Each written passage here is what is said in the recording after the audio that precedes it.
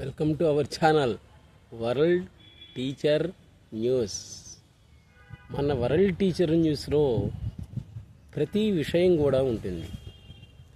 మీరు వీడియోలు చూస్తున్నటువంటి ఈ గ్రామసింహం, సునకరాజం, తర్వాత ఈ వృక్షాలు, జంతువులు, మానవులు అందరూ కూడా ఒక భగవత్ సంకల్పితమే, శివ సంకల్పానుసారమే జరిగాయి అంటాడు సద్గురు సుబ్రహ్మణ్యం గారు. ఈ సద్గురు సుబ్రహ్మణ్యం గారికి చరిత్రే చాలా విచిత్రమైనటువంటి చరిత్ర. సామాన్య స్కూల్ హెడ్ మాస్టర్ ఈయన ఏ క్లాస్గా రోజుకి 20 పెట్టెల సిగరెట్లు తాగుతాడు, ఒక 10-15 బాటిల్ మందు తాగుతాడు.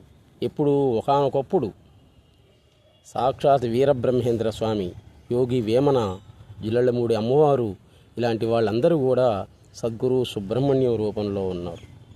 డౌట్ లేదు దాంట్లో. ఒకసారి ఈయన దర్శించి తరించండి. ఈయన యొక్క అవధూత శ్రీకాళహస్తిలో ప్రతిరోజు కూడా 7 అవధూతలు తిరుగుతూ ఉన్నాడు. ఈరోజు కూడా మిగిలినటువంటి 6 కూడా రాత్రిపూట తిరుగుతూ ఉంటారు. వాళ్ళ ఎవరి కంటికి కనపడరు.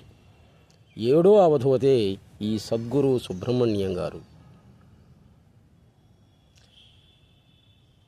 ఈయనని దర్శిస్తే చాలు మనం చేసినటువంటి తెలిసి తెలియక చేసినటువంటి పాపాలన్నీ కూడా పటాపంచాలవుతాయి అనటంలో సందేహమే లేదు. ఈయన యొక్క ఆశ్రమమే అత్యాశ్రమం. చూడండి, పేరే విచిత్రంగా ఉంది, అత్యాశ్రమం. ఈ పేరు ఎక్కడ దాదాపుగా మీరు విని ఉండరన్నమాట. అత్యాశ్రమం అంటే పైకి సామాన్యుల్లాగా బనీను చొక్కా దొడుక్కొని కనపడుతున్నా కానీ లోపల దైవికమైనటువంటి శక్తులు కలిగినటువంటి వాళ్ళు అత్యాశ్రమి అంటాం. వాళ్ళు ఎక్కడున్నా కానీ అది అత్యాశ్రమమే అవుతుంది. సద్గురు సుబ్రహ్మణ్యం గారి యొక్క గురువు గారు ఈయన. చూడండి, హిమాలయ తాతగారు, సద్గురు తాతగారు, హిమాలయ తాతగారు. ఈయనకి ఎవరు కూడా పేరు అనేటువంటిది పెట్టలే. పుట్టిన వెంటనే ఒక అవధూతకి దత్తిచ్చారు. ఇంకంతే. ఆ అవధూత ఈయన సంచిలో పెట్టుకొని వెళ్ళిపోయాడు. ఎక్కడికి? హిమాలయ పర్వతాలకి. అక్కడ వాతావరణానికి అనుకూలంగా తయారు చేసి తపస్సిద్ధిని, దైవశక్తిని, మంత్రబలాన్ని ఇచ్చాడు. 100 సంవత్సరాలకి తిరిగి శ్రీకాళహస్తి ఇచ్చాడు ఈయన. చూస్తున్నారు కదా, చూడండి, ఆయన చూపే చాలా విచిత్రంగా ఉంటుందన్నమాట. ఈయన హిమాలయ తాతగారు ఎవరు పేరు పెట్టలే, పుట్టగానే ఇచ్చేశారు. చివరి హిమాలయ తాతగారుగానే ఆయన అవతరించడం అనేటువంటిది జరిగింది. ఈ హిమాలయ తాతగారే సద్గురు సుబ్రహ్మణ్యం గారి యొక్క 2వ గురువు. ఇంకా మొట్టమొదటి గురువు ఎవరు అంటే ఈయన. చూడండి, వీరయ్య గారు, సద్గురు వీరయ్య గారు. ఈయన అనేటువంటి వాళ్ళు, నా రూపం నామం భూమి మీద ఉన్నంత వరకు నాకు ముక్తి లేదు అనేటువంటి వాళ్ళట. అందుకే ఈయన ఫోటో కూడా ఎక్కడ లేదు. ఎక్కడో చివరి పుస్తకాలలో ఒక చిన్న బొమ్మ ఉంటే దాన్ని తీసి ఫోటోగా తయారు చేశారు. ఫోటో తీయించుకోవడానికి కూడా ఈయన ఇష్టం లేదు. అటువంటి వాడు సద్గురు వీరయ్య గారు. ఈ వీరయ్య గారి యొక్క జీవితం కూడా ఒక విచిత్రమైనటువంటిది. పశువుల కాపరి అయినటువంటి ఈ వీరయ్య గారికి శంభుగురు స్వామి ఆయన మంత్రదీక్ష ఇచ్చి ఈయనకి అవధూత తత్వాన్ని ఇచ్చాడు.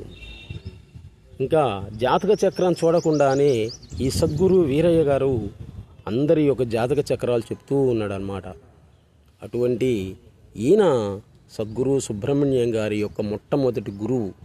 2వ వాడు హిమాలయ తాతగారు. ఇప్పుడు మీ వీడియోలు చూస్తున్నటువంటి ఈమె సద్గురు సుబ్రహ్మణ్యం గారి యొక్క సతీమణి. ఈమెకు ఎప్పుడో చెప్పాడు గురువుగారు, 2 గంటల 5 నిమిషాలకు 2 సంవత్సరాలను మరణిస్తావు అని చెప్పాడనమాట. నదీ తీరంలో నీ సమాధిని ఏర్పరుస్తాము అని ముందే చెప్పాడు. అన్నట్లుగానే జరిగింది. ఈమె పద్మావతమ్మ గారు. చూడండి, సద్గురు సుబ్రహ్మణ్యం గారి యొక్క సతీమణి పద్మావతమ్మ గారు. ఈమె కూడా దైవశక్తి కలిగినటువంటిది. ఇంకా సద్గురు సుబ్రహ్మణ్యం గారి యొక్క తల్లిదండ్రులు వీళ్ళిద్దరూ కూడా సిద్ధయ్య, విజయలక్ష్మి అనేటువంటి వాళ్ళు. చూడండి, సద్గురు సుబ్రహ్మణ్యం గారు అప్పుడు హెడ్ మాస్టర్గా ఉన్నప్పుడు ఉన్నటువంటి ఫోటో అన్నమాట. సద్గురు సుబ్రహ్మణ్యం గారు ఈయన పిల్లలు, ఆయన భార్య సుబ్రహ్మణ్యం గారి యొక్క సతీమణి ఈ పద్మావతమ్మ గారు. సద్గురు సుబ్రహ్మణ్యం గారి యొక్క ఫ్యామిలీ వీళ్ళు మొత్తం కూడా సద్గురు సుబ్రహ్మణ్యం గారి యొక్క కుటుంబం చిత్రం. ఇంకా ఈ సద్గురు సుబ్రహ్మణ్యం గారికి రాత్రిపూట ఏవో కళలు వస్తూ ఉంటాయి. ఆ కళలలో మానవాతీతమైనటువంటి శక్తి ఆయనతో మాట్లాడుతుంటే ఈయన మాట్లాడుతుంటాడు. తెల్లవారిన తర్వాత చెప్తూ ఉంటాడు, రాస్తూ ఉంటాడు. ఆ రాసినటువంటి వాడే ఇదిగో ఈయన టిఎన్ బాబు అనేటువంటి అతని. అంటే అసలు రాత్రిపూట నాకు ఇటువంటి కళలు వచ్చాయి, నేను ఈ విధంగా అడిగాను, ఆమె ఇలా చెప్పింది జ్ఞానప్రసూనాంబ అని చెప్తూ ఉంటే రాస్తూ ఉన్నాడు. గ్రంథస్థం చేసినటువంటి వాడు ఈయన, చెప్పినటువంటి వాడు సద్గురు సుబ్రహ్మణ్యం గారు. ఆయన చెప్పిన దాన్ని ఆయనే చదువుతూ ఉండి భలే చెప్పావే అంటాడనమాట. గురువుగారు మీరే కదా చెప్పిన, నేను చెప్పానా, నేనెప్పుడు చెప్పాను, ఆ చెప్పింది ఆమె అని అంటాడు. అటువంటి ఎంతో శక్తి సామర్థ్యాలు కలిగినటువంటి సద్గురు సుబ్రహ్మణ్యం గారిని దర్శించి తరించండి.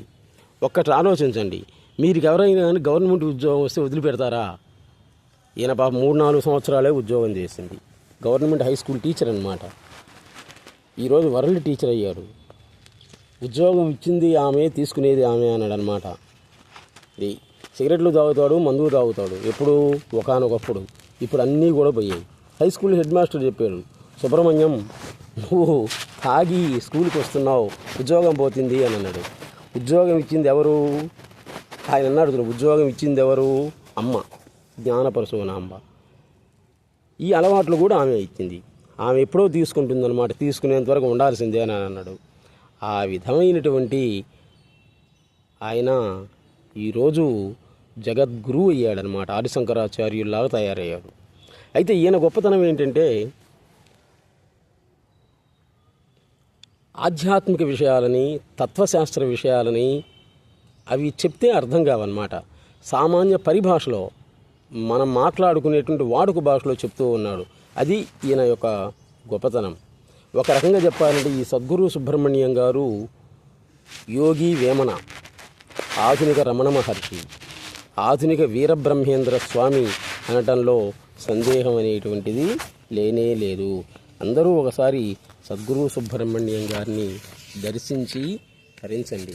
దీంతోటి వాళ్ళ గురువు గారు అనేవాళ్ళట, సుబ్రహ్మణ్యం నీ గడప దాటి వచ్చినటువంటి కుక్కైనా, నక్కైనా, పందైనా, చివరికి పాము అయినా కానీ నేనే ఆ రూపంలో వస్తాను అని తెలుసుకో అన్నాడట.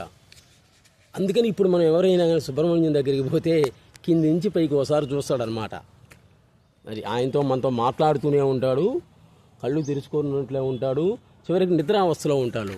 స్వప్నావస్థ, గాఢ నిద్ర, డీప్ స్లీప్కి వెళ్ళిపోతాడనమాట. చూస్తూనే ఉంటాడు మళ్ళీ. అది అక్కడ ఉండేటువంటి గొప్పతనం. ఆయన చెప్తాడు చూడండి, నిశ్చలంగా నిద్రిస్తున్నటువంటి వ్యక్తి కలలో మరో ప్రపంచాన్ని సృష్టించుకొని నడియాడుతున్నట్లు అచల రూపుడైనటువంటి పరమేశ్వరుని యొక్క సంకల్ప పరంపరే ఈ బ్రహ్మాండ గోళాల యొక్క మహాసృష్టి. శివుడు మెలకువతో కనేటువంటి కలే ఈ ప్రపంచం మొత్తం కూడా. ఒకే పరతత్వం, సంకల్పం లేనప్పుడు శివుడుగా ఉంటుంది, సంకల్పం ఉన్నప్పుడు పార్వతిగా ఉంటుంది.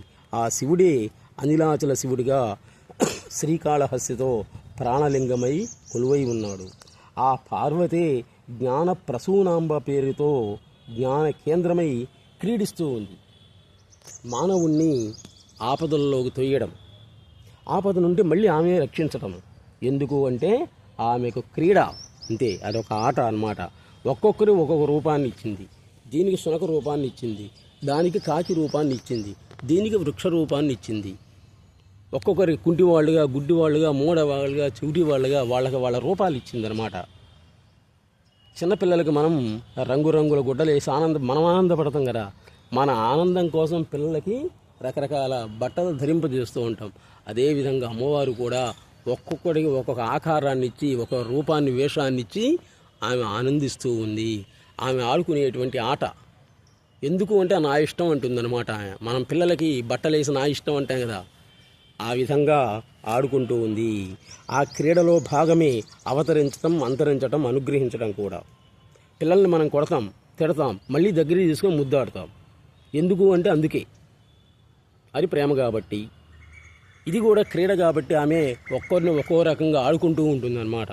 ఎందుకు అంటే మనం అడిగేటువంటి హక్కు లేదు. నాకు ఈ రూపాన్ని, ఆకారాన్ని ఎందుకు ఇచ్చావు అని ఆమెను అడిగేటువంటి హక్కు మనకుందే లేదు.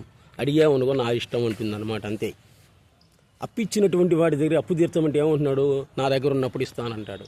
అదేవిధంగా నువ్వు ఎన్ని టెంకాయలు కొట్టినా, అగరబత్తీలు ఎన్ని తిప్పినా, ఎన్ని హోమాలు చేసినా, అభిషేకాలు చేసినా కానీ శివుడు ఆయన ఏమంటాడు, నా ఇష్టం వచ్చినప్పుడు నేను తీరుస్తా పోరా అని ఇబ్బంది అంటాడనమాట.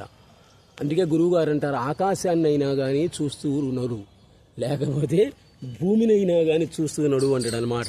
రెండింటినే నమ్ముకో, అటు ఆకాశాన్ని కానీ భూమిని కానీ రెండింటినే నమ్ముకో అంటారు Sadguru Subrahmanyam garu. Everything is possible for God. మాయామయికి అన్నీ కూడా సాధ్యమే. శ్రీకాళహస్తి రమణ సత్సంగంలో ఒక గురువుగా తనను తాను నామరూపాలతోటి ప్రకటించుకున్నటువంటి వాడే సద్గురు సుబ్రహ్మణ్యం గారు. మీ మాటలు మాకు నచ్చట్లేదు అంటారు కొంతమంది. ఆయన అంటాడనమాట, నా మాటలు నాకే నచ్చట్లా, ఇంకా నీకెలా నచ్చుతాయి అని అంటాడనమాట. ఎందుకంటే సత్యం అనేటువంటిది అందరికీ నచ్చదు కదా అని అంటాడు. కాబట్టి అందరూ కూడా ఒకసారి ఆయన దర్శించి తరించండి. 95 సంవత్సరాల అవధూత ఈ సద్గురు సుబ్రహ్మణ్యం గారు. Please subscribe our channel world teacher news. నమస్తే.